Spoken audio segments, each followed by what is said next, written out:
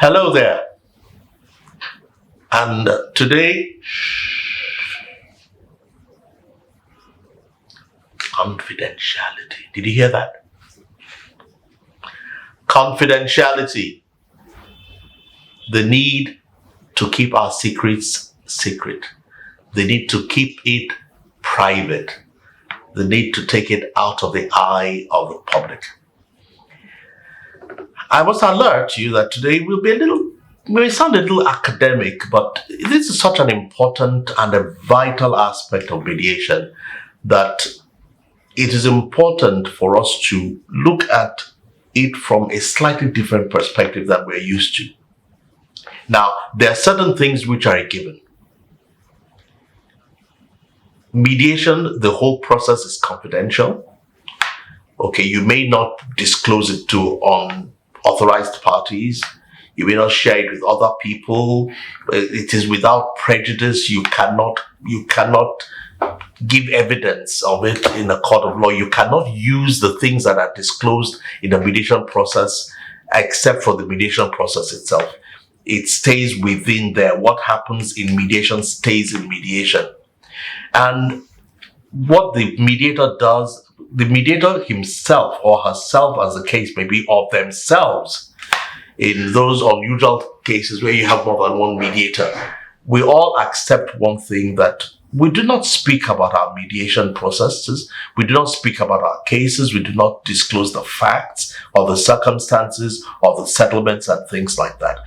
And it is very, very clear that parties are able to rely on the duty of confidentiality, which is respected and upheld by the mediator in the process. That is a given. There is no question about that. What I've had a little bit of argument with is something that I have extended it to, and I've said to myself that one of the real elements of mediation, which is this confidentiality, the privacy, needs to be something which should extend not only to the mediator, but in fact to every person who is involved in that mediation at all. And when I speak of confidentiality all the way down, I mean, number one, of course, the mediator himself, herself, or themselves.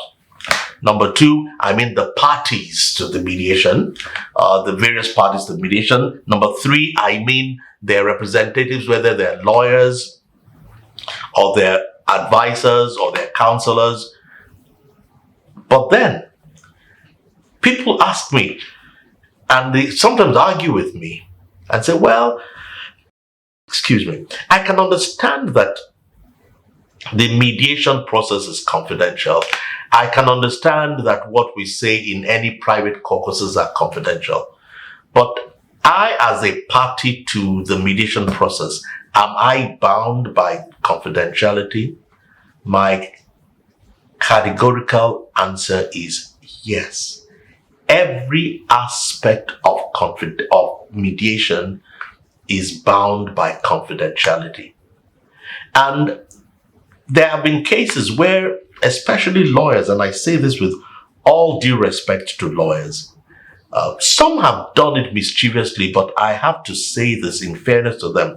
Many have done it with a sincere, objective belief that there was an expedient reason to try to bring to a court what happened in the mediation. Even sometimes, for example, they may say, well, we are not pleading what was said. We are pleading the fact that the mediation took place itself. I have a problem with that. And what I've shared with most of my colleagues and with most persons who care to listen to me is that the beauty of mediation will be lost